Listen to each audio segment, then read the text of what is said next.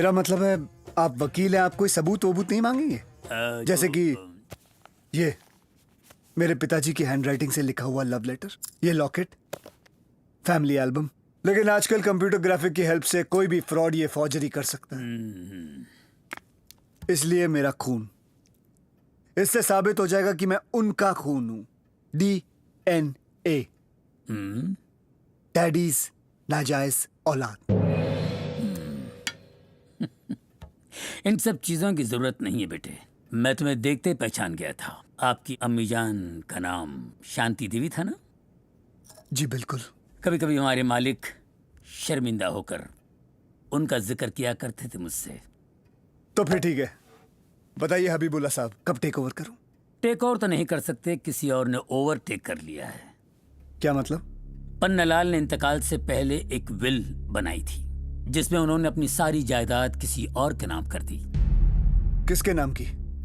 कोई और नाजायज औलाद है क्या उनकी? है कोई बेटा बेटा है उनका? बेटे से बढ़कर साजिश है ये, बहुत बड़ा गेम प्लान है। एक मिनट, उसने कोई प्रूफ दिखाया आपको? फोटो, लेटर, लॉकेट, बाप की तस्वीर, DNA मैच हुआ? Then damn it! वो कैसे वारिस बन सकता है? साला मेरी जायदाद पे हक मारेगा? नहीं, मैं ये होने नहीं दूंगा। कौन है वो कमीना? कहाँ है वो कमीना?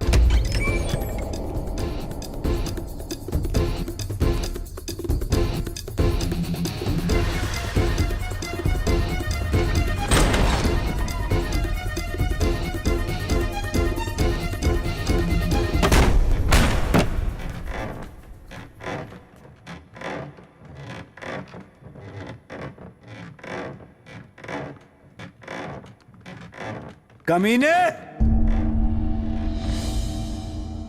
पन्नालाल जौहरी की चिता भी अभी तक ठंडी नहीं हुई और तू उसकी कुर्सी पे बैठ के उसकी कुर्सी गर्म करने लग गया है। 3,000 करोड़ रुपए का मामला है ना? अच्छे अच्छों की जमीर पे ऑन सेल का बोर्ड लग जाता है, लेकिन पन्नालाल जौहरी का असली वारिस तू नहीं, मैं हूं। यह मेरे खून की कमाई है, ये सिर्फ और सिर्फ मेरी दौलत है। सुना तूने? कुर्सी मोड़, मेरी तरफ देख, मेरी आंखों में आंखें डाल, मोड़ कुर्सी।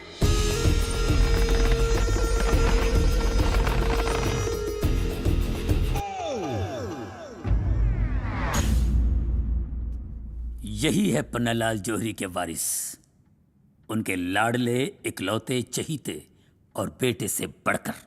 लेकिन ये तो कुत्ता है। खुदा के वास्ते इन्हें कुत्ता ना कहिएगा। क्यों?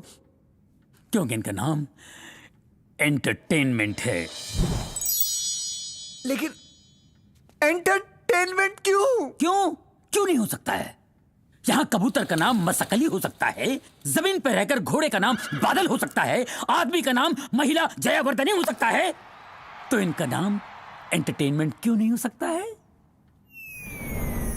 देखो अखिल मियां, आपकी अम्मी जान के एक्सीडेंट के बाद पन्नालाल जौहरी को बहुत अफसोस हुआ। वो रिपेंट करने लगे, एक जिंदा मॉन्यूमेंट की तरह जीने लगे। कई सालों तक आपको हर कॉन्टिनेंट में ढूंढने की अटेम्प्ट करते रहे। फिर डिसअपॉइंट होकर, सब लोगों से डिस्कनेक्ट होकर जौहरी साहब अपने ही पेमेंट में जान देने चले गए। तब इन्होंने उनकी जान बचाई। आदाब जनाब। तब से ये उनके दिल के बेसमेंट में बस गया, उनके ब्रश का पेप्सोडेंट हो गया, उनकी जिंदगी का पिपरमेंट हो गया, उनके म्यूजिक का इंस्ट्रूमेंट हो गया, और इनका नाम मालूम है, एंटरटेनमेंट हो गया। अब आप ही बताइए, पन्नालाल अपनी जायदाद एंटरटेनमेंट को नहीं देते तो किसको देते?